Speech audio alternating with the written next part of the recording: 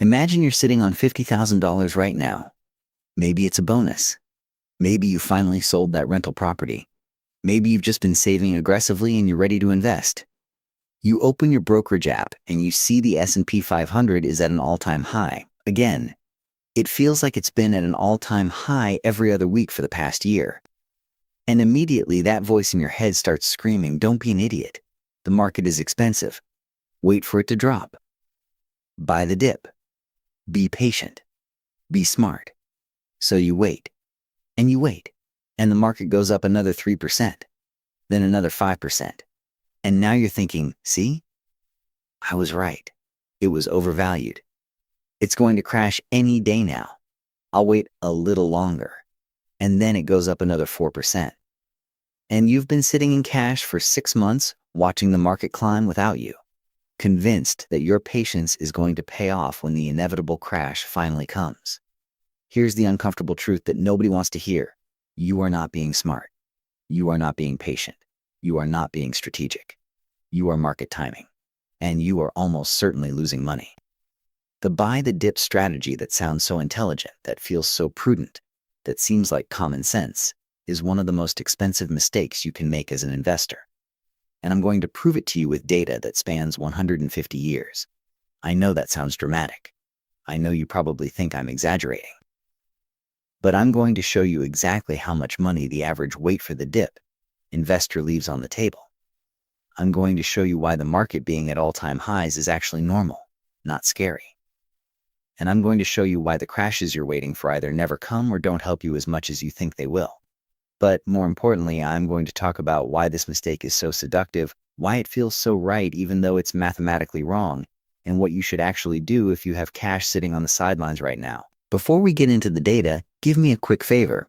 If you want to stop guessing with your money and start making decisions based on actual evidence instead of YouTube comment section wisdom, subscribing to this channel is probably the smartest move you'll make today. Hit that button. It's free. Let's go. The first thing we need to understand is why buy the dip sounds so smart. It has this beautiful logic to it. Stocks go up and down. If you buy when they're down, you get them cheaper. Buy low, sell high. It's literally investing 101. It feels like basic common sense. The problem is that this logic only works if you can actually identify when the market is low and when it's high. And spoiler alert, you can't. Neither can I. Neither can Warren Buffett. Neither can the PhDs at Goldman Sachs. Let me show you why this is so hard. The S&P 500 hits an all-time high roughly 7% of all trading days. That sounds rare, right? It sounds like, whoa, the market is overheated only 7% of the time. But here's the thing. Those all-time highs are not evenly distributed across history. They cluster. The market will hit all-time highs day after day after day during bull markets. In 2024 alone, the S&P 500 hit an all-time high on over 50 different days. That's more than one per week. If you're waiting for a dip during those periods, you are just watching the train leave the station without you. You're sitting on the platform with your ticket, waiting for the train to come back, but the train doesn't come back. It just keeps going forward. And every day you wait is a day you're not earning returns. This is the dirty secret of buy the dip investing. It sounds proactive. It sounds like you're doing something. But in reality, you're doing nothing. You're in cash. And cash is not a neutral position. Cash is a bet. You are betting that the market will go down. You are betting that you're smarter than the collective wisdom of millions of investors worldwide. And statistically, that bet loses more often than it wins. Let's look at some actual numbers because theory is cheap. Researchers at Ritholtz Wealth Management analyzed over 100 years of stock market data to answer a simple question. What happens if you invest at an all-time high? They looked at every single time the market hit an all-time high going back to the 1920s. And they tracked what happened to your money if you invested at that exact moment. The results are shocking. If you invested at an all-time high and held for 1 year, your average return was 14.4%. If you invested at literally any other time, any random day that wasn't an all-time high, your average return was 11.9%. Investing at all-time highs actually produced better returns than investing at random. Let me say that again because I know it breaks people's brains. putting your money in when the market is at an all-time high, the exact moment that feels the scariest, the exact moment when everyone is screaming it's overvalued, wait for a correction, that moment produces higher average returns than investing on a random day. How is this possible? Because all-time highs are not a sign that the market is about to crash. All-time highs are a sign that the market is doing what it's supposed to do, going up. Markets trend upward over time. That's the whole reason we invest in them. If markets trended downward, we'd put our money in gold bars and canned food. The fact that the market is at an all-time high just means it's been going up. And if it's been going up, there's no mathematical reason to assume it's about to reverse. Now let's look at this from another angle.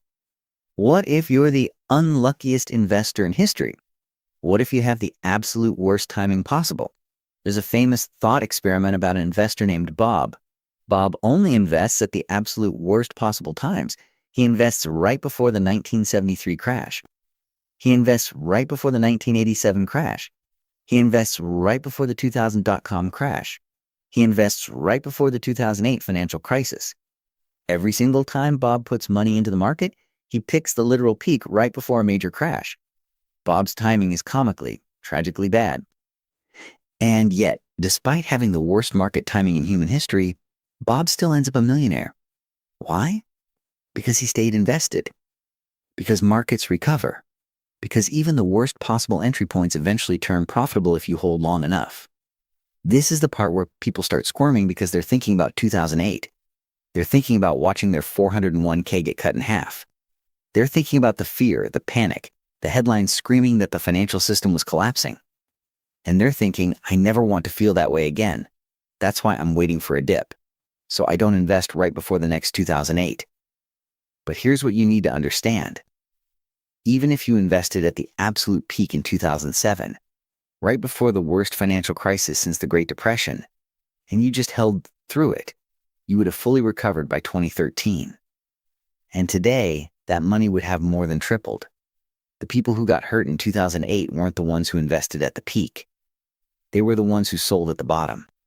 Let me give you another stat that should change how you think about market crashes. Since 1950, the S&P 500 has had 37 separate corrections of 10% or more. That's one every 2 years on average. But over that same time period, the market has gone from around 17 to over 6,000. That's a 350x increase. The crashes didn't matter. The dips didn't matter. What mattered was being invested through all of it. Every single person who stayed invested through every crash is wealthy today. Every single person who tried to time the dips and avoid the crashes left massive amounts of money on the table. Here's where the psychology gets really interesting. Why do we feel so strongly that we should wait for a dip?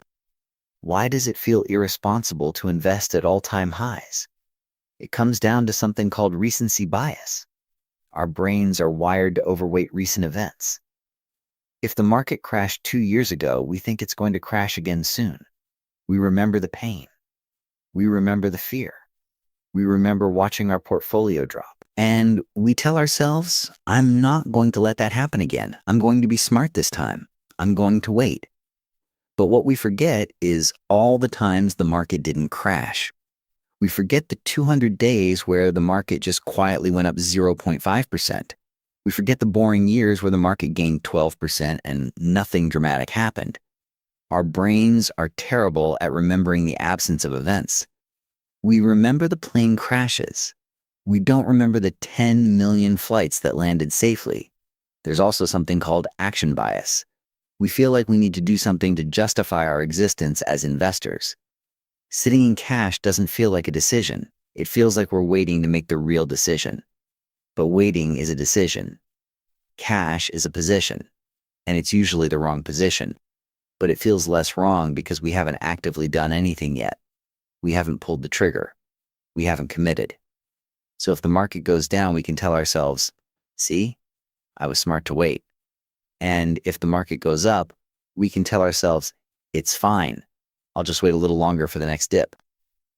We're in this weird psychological purgatory where we never feel stupid because we never actually do anything.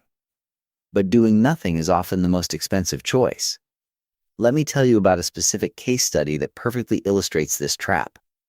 In March 2020, the market crashed 34% in about a month due to COVID. It was the fastest crash in history. People were terrified. Unemployment hit 14%. The entire global economy shut down. And what did every financial guru on the internet say? This is the buying opportunity of a lifetime. Buy the dip. Load up. Stocks are on sale. And some people did. But most people didn't. Most people were too scared. They waited for the market to drop more. They waited for confirmation that the worst was over. And by the time they felt safe enough to invest, the market had already recovered most of its losses. The S&P 500 bottomed on March 23, 2020 at 2,237. By June, it was back over 3,000. By August, it was at all-time highs. If you waited for a dip after the initial crash, you missed the entire recovery. And here's the kicker. After the market recovered to all-time highs in August 2020, what did people say? It's too high now. It's overvalued. I'll wait for the next dip. And then the market went up another 50% over the next year and a half. The dip everyone was waiting for never came. Or more accurately, the dip came and went so fast that by the time you felt comfortable investing, you'd already missed it. This is the pattern that repeats over and over throughout history. The best buying opportunities only feel like buying opportunities in hindsight. In the moment, they feel like chaos. They feel scary.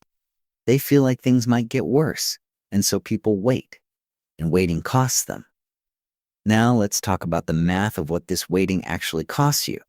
Let's say you have $100,000 to invest.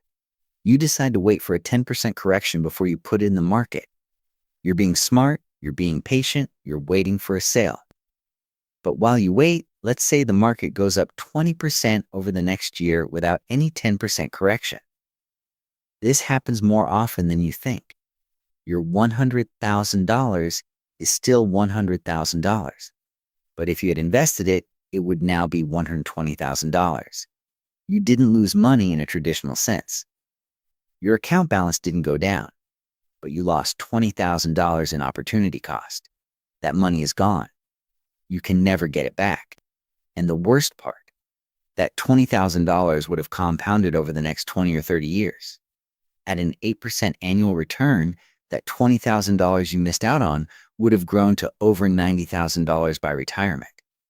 You paid $90,000 for the comfort of waiting for a dip that never came. Here's another scenario. You wait 6 months for a dip. The market goes up 8% during those 6 months. Then finally, the dip comes. The market drops 7%. You're so excited. You waited and it paid off. You invest. But wait. The market is now 1% higher than when you started waiting. You didn't get a discount. You paid a premium. And you spent 6 months in cash earning nothing, losing to inflation, missing out on dividends, all for the privilege of buying in at a higher price than where you started. This is the buy the dip trap. The dips rarely bring you back below where you could have bought originally. They just give you temporary relief from even higher prices. Now I know what you're thinking. Okay, fine. But what if I wait and there actually is a big crash? What if I wait and the market drops 30%? Then I'll be glad I waited. Fair point. Let's examine that scenario. Let's say you wait in cash for a year. The market drops 30%. You feel vindicated. You invest. Great. But here's the question. How long did you wait? If you waited a year for that 30% crash, you missed a year of gains. Let's say the market was up 15% during that year before it crashed 30%. The market is now down 15% from where you could have invested originally. You saved 15%. But you also missed out on a year of dividends, a year of compounding, and a year of dollar cost averaging through the decline if you were contributing regularly. And there's another problem. When the market actually crashes 30%, will you have the guts to invest? Or will you be paralyzed by fear like everyone else? When the market dropped 34% in March 2020, were you backing up the truck? Or were you thinking it might drop another 30%? I'll wait a little longer. This is the brutal truth about market timing. It requires you to be right twice. You need to be right about when to sell or stay in cash. And you need to be right about when to buy. Most people fail at the second part even if they luck into the first part. They wait for a crash, the crash comes, and then they're too scared to buy. So they wait for the recovery, and by the time they feel safe, they're buying higher than where they could have bought originally. The entire exercise is self-defeating. Let me share some data from Schwab that analyzed 4 different investor types over multiple decades. Investor A is perfect timing. They invest only at the absolute market bottom every year. Investor B is the worst timing. They invest only at the absolute market peak every year. Investor C is a lazy investor. They invest on January 1st every year, regardless of what the market is doing. Investor D is too scared. They hold cash until the market drops 10%, then they invest. Who do you think ends up with the most money? Obviously, perfect timing investor A wins. But here's the shocking part. Lazy investor C beats scared investor D by a huge margin. The person who just invests immediately on a random day does far better than the person trying to be clever and wait for dips. And get this, the worst timing investor B, the person who invests at the absolute peak every year, they end up almost as wealthy as the perfect timing investor. The difference between the best possible timing and the worst possible timing is way smaller than you think. But the difference between being invested and being in cash is massive. This brings us to a principle that's going to sound insane, but is mathematically true. The best time to invest is whenever you have money. That's it. That's the whole strategy. You get paid. You invest. You get a bonus. You invest. You inherit money. You invest. You sell a house. You invest. You don't wait for dips. You don't wait for crashes. You don't wait for confirmation. You don't wait for the perfect moment. You just invest immediately and then you go live your life. I can already hear the objections.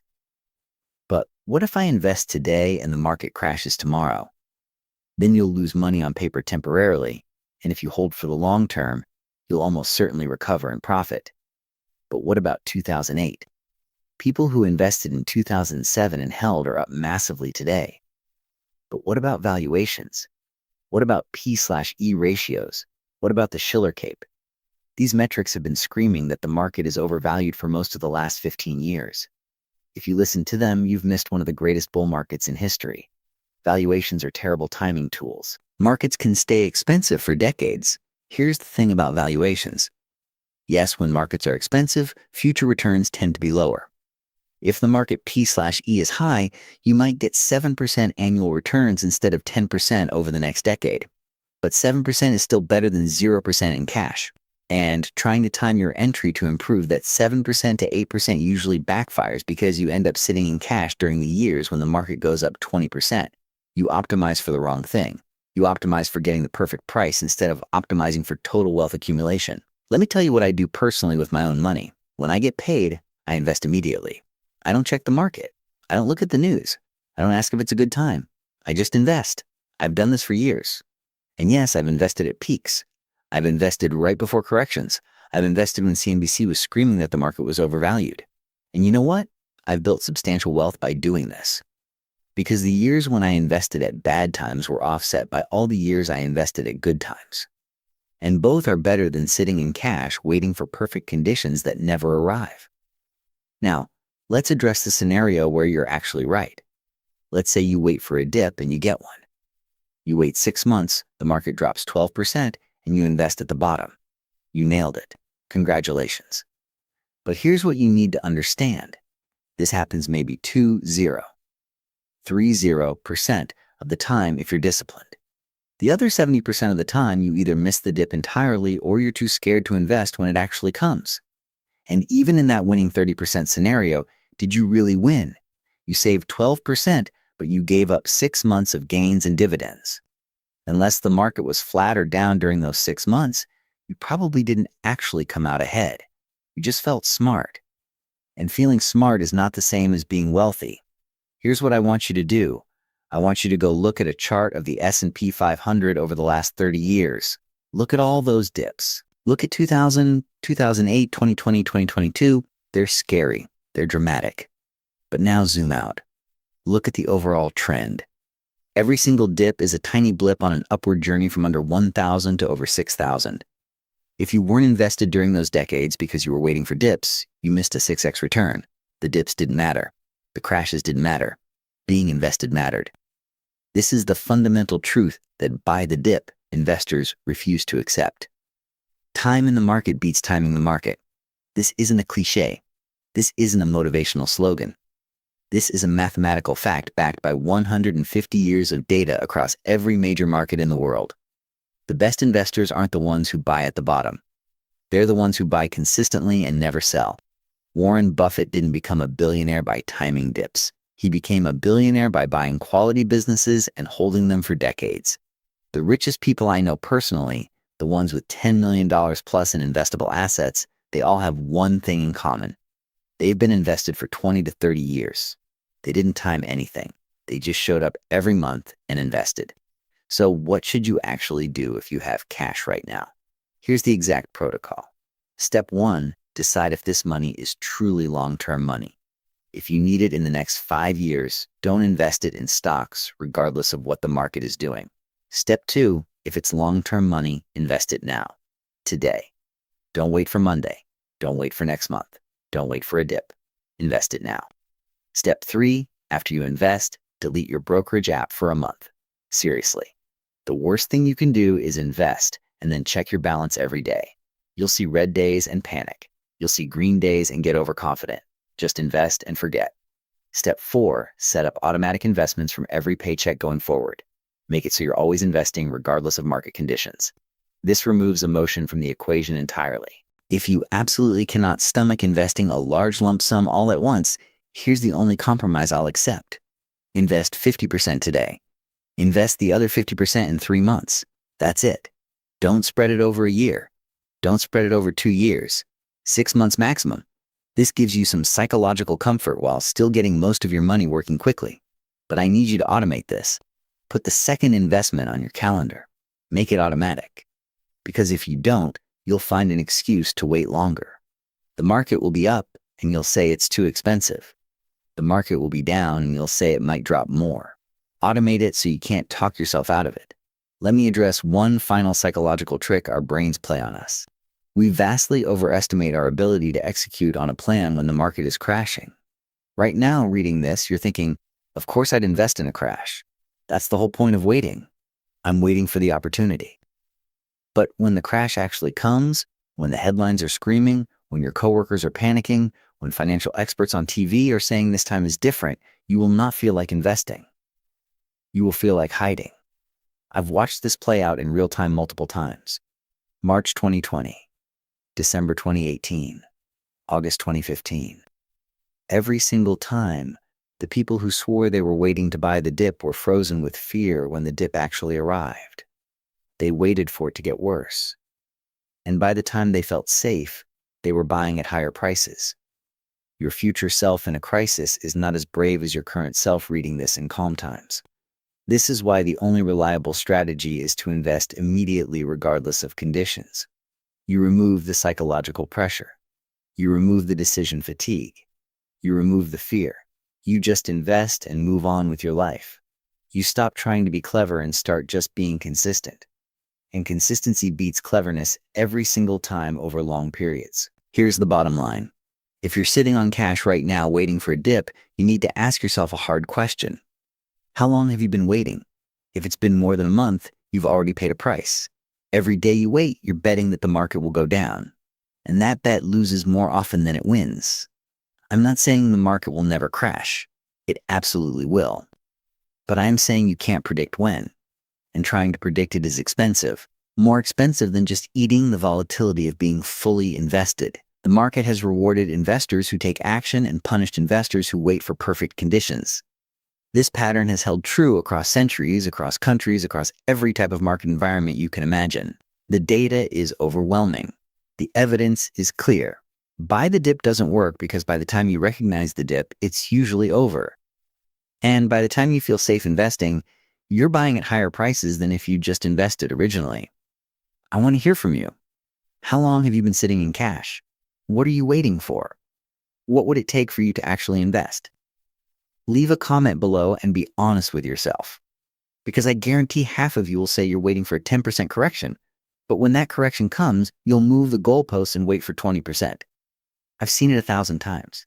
The dip you're waiting for will never feel like enough of a dip in the moment. If this video changed how you think about market timing, smash that like button. Share it with someone you know who's been sitting in cash for way too long making excuses. And subscribe because we're going to keep cutting through the BS and showing you what actually works based on data, not feelings. Thanks for watching. Now go invest that money.